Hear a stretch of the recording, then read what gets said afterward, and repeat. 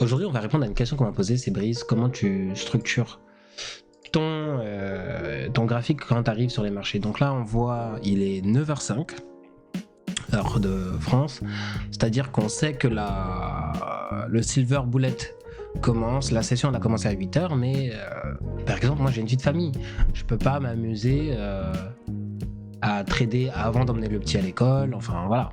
Et le street trading, c'est-à-dire le trading sur téléphone, c'est pas ce qui est conseillé. Du coup, comment est-ce que je fais? Eh bien, on va voir ça ensemble. Je vais éviter justement de parler de comment je trade pour l'instant avec mon téléphone. Parce que oui, finalement, j'arrive quand même à trader malgré tout.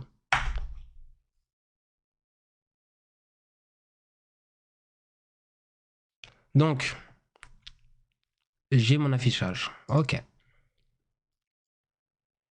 Là, l'erreur serait de se dire oh là là, faut que j'agisse rapidement. Parce que, bon, pour moi, on est baissier, mais pourquoi? Parce que je vois ça, je vois ce mouvement de prix, tac, ok. Mais l'idée, c'est de pas agir trop vite. Pourquoi? Parce qu'il est 3h06, on a ouvert à ce niveau-là, et que tout ce qui suit pourrait très bien être une manipulation. Vous voyez, on est retombé sur un 25%, enfin voilà, on arrive sur les marchés et tout de suite on est agressé par plein de choses visuelles. Première chose à faire, moi ce que j'aime faire maintenant, hein, c'est prendre mon minuit et observer ma session asiatique. La première chose que je fais, regardez ma session asiatique. Lui, je risque aussi de le retirer. Qu'on le sache tout de suite. Alors déjà, j'ai une session asiatique qui a été très directionnelle. C'est pas ce qu'on préfère pour notre session de Londres, mais c'est pas grave. Donc on a un haut qui est déjà récupéré, on a un bas ici de la session asiatique qui n'est pas récupéré, donc je vais mettre ceci. Et finalement, ce que je peux faire, c'est aussi et tout simplement, hop, avoir un avis sur ce qui va se passer. Alors là, j'aimerais pouvoir agir rapidement, mais bon. Regardez ça. Hop. Et là, est-ce qu'on a atteint nos 50%? Oui, on a atteint les 50% du move. Donc là, en vrai, on pourrait très bien, dans un premier avis, couvrir voilà, donc cette remontée, boum. Ok. Et on pourrait essayer de viser quelque chose comme ça. Ok. Donc là, par exemple, tu mets 300 € sur ton stop loss, tu as 900 € potentiel ici. Mais comment est-ce que j'arrive à cette conclusion? Pourquoi est-ce que je couvre? J'ai envie de couvrir ici pour pouvoir me laisser une deuxième chance de rattraper plus haut s'il le faut avant ceci. Et bien comme on le voit, on a notre session asiatique. Notre session asiatique, le haut est récupéré, le bas devient un point d'intérêt intéressant, mais comme on a une session directionnelle, on ne va pas viser nécessairement le bas. Alors on a quand même des bas équivalents, tout ça, mais voilà. C'est là où il faut prendre du recul. Et surtout, entrer ici, comme ça, là, dans l'empressement, c'est pas forcément le meilleur. Pourquoi? Parce que on pourrait très bien par la suite avoir un autre retracement, boum, couvrir réellement ici, ou là-dedans, et voilà. Ensuite, qu'est-ce qu'on a? 2 heures. Début de ma session de Londres. C'est important de voir qu'est-ce que le début de ma session de Londres a fait. On ne fait que tomber. Ok. Ça veut dire que là, on est en train de trader certainement une manipulation. Il y a un autre niveau que j'aime avoir très rapidement. C'est dans ma session asiatique,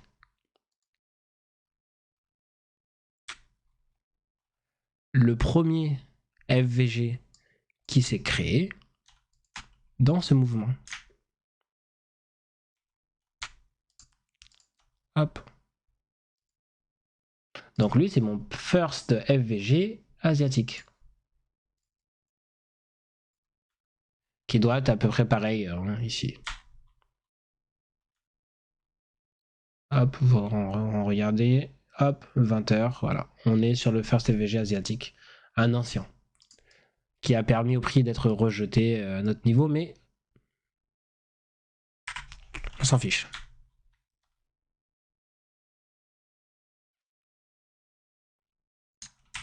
Une fois que j'ai ça, il y a un autre niveau qui peut m'intéresser. Entre 1h30 et 2h, donc les 30 minutes avant, on peut avoir un haut et un bas. Dans ce timing-là, on a une liquidité qui se crée. Mais là, ce que ça nous apprend, c'est que tout simplement, la distribution a de fortes chances d'être dans ce sens-là. Et que là, c'est de la manipulation. Là, c'est certainement du retracement à plus long terme. Donc c'est là où mes autres graphiques vont devoir être intéressants. Alors, on regarde ici, ok. On va enlever ceci.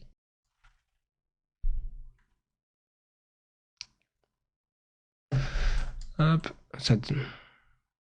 Ah oui, ok. C'est ça.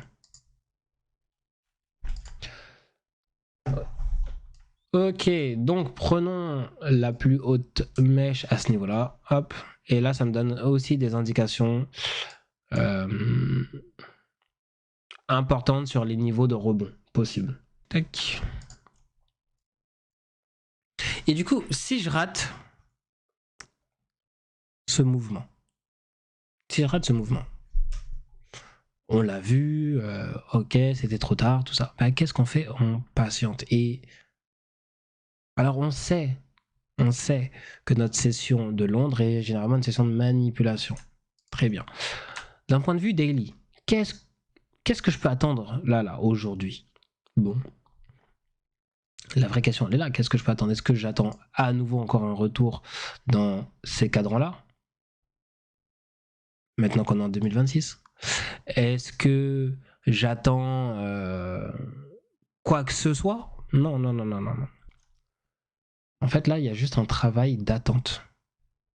Idéalement, oui. Ok. On a commencé par monter pour tomber. Très bien. Bon, bah, qu'est-ce qui se passe en dessous? Ok, là, j'ai eu un retracement compliqué. Et là, on voit quelque chose d'assez intéressant.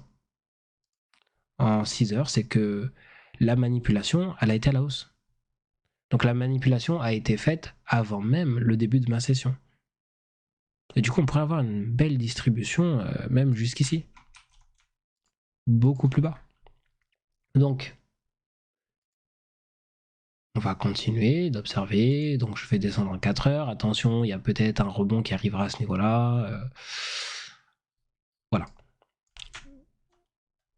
Du coup, qu'est-ce que je veux? Qu'est-ce que je vais devoir choisir, attendre? Eh bien, idéalement, quand on se rend compte de toutes ces choses-là, même si on est dans une session de manipulation, si je me dis, ok, ça risque de descendre beaucoup plus bas, d'ailleurs, il y a mes niveaux de New Daily Opening Gap qui se sont rajoutés, eh bien là, ce que j'aimerais voir, c'est plutôt notre first être cassé, retesté, et à ce moment-là, voir quels sont les objectifs que l'on pourra aller chercher. Donc, lui n'était pas un objectif à haute probabilité. Okay, la haute proba, c'était les 50%. Mais si l'order flow change, si on se rend compte que notre zone, donc en 6 heures, je vais changer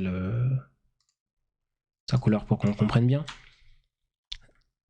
Si on se rend compte que notre zone de 6 heures peut être un objectif important et que structurellement on commence à aller vers le bas, à ce moment-là, on pourra prendre un trade qui descendra vers notre zone et le charger. Et à ce moment-là, on gagnera peut-être plus que ici. C'est pas grave. C'est pas grave de laisser passer le trade. très important. Si je me rends compte que la session elle est déjà bien trop volatile, j'ai perdu en confiance, je ne sais pas où est-ce que je dois me projeter pour la suite, et bien à ce moment-là, ce que je dois faire, c'est tout bête, hein, mais je reviens sur la prochaine session et j'occupe ma journée différemment. Je quitte les graphiques. Mon but, c'est de faire de l'argent. Mon but, c'est pas de prendre des décisions qui vont être basées sur un pile ou face. D'accord? Donc voilà. J'aurais très bien pu faire une vidéo où je vous montre une exécution là tout de suite dans l'empressement et tout. C'est pas le but. Si j'avais pris ce trade, j'aurais eu raison, oui, mais j'aurais été sur un mauvais trade. Dans le sens où j'aurais pas été dans ma routine, j'aurais pas été dans mes habitudes, j'aurais pas pris le temps de regarder mes différents niveaux. Alors oui, je peux les regarder très rapidement. Si je m'étais pas dit que je faisais la vidéo aujourd'hui, j'aurais pu les regarder justement depuis mon téléphone. Mais c'est pas le but. Le but là, c'est de bien comprendre que si on ne sait pas ce qu'on regarde et ce qu'on cherche, on ne sait pas où est-ce qu'on va. Ok? Et regardez. Hop. Donc maintenant, on est dans le M15. Est-ce que on clôture en dessous? Oui. Mais est-ce qu'on va pas reclôturer au-dessus? Encore une autre question. On est à l'intérieur d'un autre First FVG. Ok. Eh bien, pour l'instant, on reste en stand-by. Là, on ne sait pas. Ça ne rejette pas fortement. Mais l'erreur qu'on peut faire souvent, c'est de se dire, ok, ça clôture à l'intérieur, donc il commence à en tirer des conclusions. Alors que peut-être qu'en 5 minutes, c'est en train de rejeter fortement. Et c'est là où le plus important pour avoir des bons trades, c'est d'avoir de la patience. C'est pas de se dire, wow, si ça fait ça, là tout de suite je repars ici, ou si ça casse en dessous, là tout de suite je vise en bas. Non, à ce moment-là, vous allez toujours vous retrouver dans un espèce d'entre-deux où vous ne savez pas dans quel sens trader. Non, non, non. C'est pas ce qu'on veut. Ce qu'on veut, c'est tout simplement respirer, prendre le temps, observer et attendre d'avoir des certitudes sur ce qui est en train de faire le mouvement. Et en fait, le secret, il est là. C'est la patience que vous êtes capable d'avoir pour attendre que votre mouvement arrive à vous. Qu'est-ce qu'on peut faire en attendant d'avoir cette patience? Lire un livre, documenter, écrire ce qu'on pense, écrire ce que l'on voit. Moi, je peux prendre mon petit add-on, tac, note académique, j'ouvre mon petit panneau, hop, et là, nouvelle note, et je vais commencer à décrire ma session.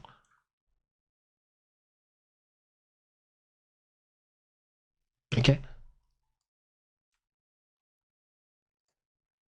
Tac.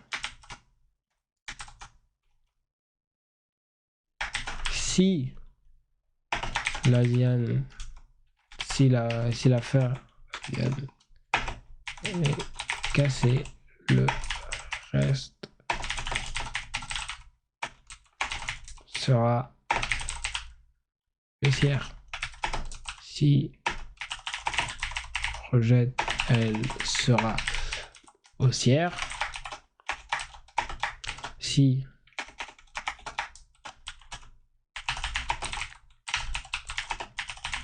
sera baissière. Et là, je peux mettre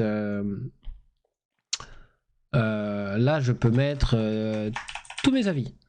Et ensuite, petit à petit, je vais venir collecter finalement mes informations, mes réflexions, etc., etc. Et là, on va prendre en compétence. Donc voilà, c'est comme ça que l'on va structurer sa session, qui n'est loin d'être terminée. Hein. C'est comme ça qu'on va structurer sa session et aussi son esprit finalement. Et surtout, aucune décision hâtive. Qui dit décision hâtive dit perte. Là, on est en train de rebondir sur les 75% de notre cadran. Oui, il y a une chance que l'on rebondisse. Forcément. Regardez, on est à l'intérieur d'un New Daily Opening Gap du 5 janvier, donc c'est celui d'hier. Ok. Qui est en combinaison, qui est en confluence avec et notre ASEAN et notre First FVG. Notre First FVG, sûrement de la veille, voilà. On regarde notre CME Open de la veille, qui est encore très ouvert. Donc ça peut nous indiquer effectivement qu'il y a encore de la liquidité à aller chercher. Mais ce n'est pas le sujet de la vidéo. Ok ? Donc allez, je vous laisse sur ça en espérant que vous ayez donc des réponses à vos questions. Et on se retrouve pour une prochaine vidéo. Allez, je mets la première partie sur YouTube et cette partie sur le school. Ciao, ciao.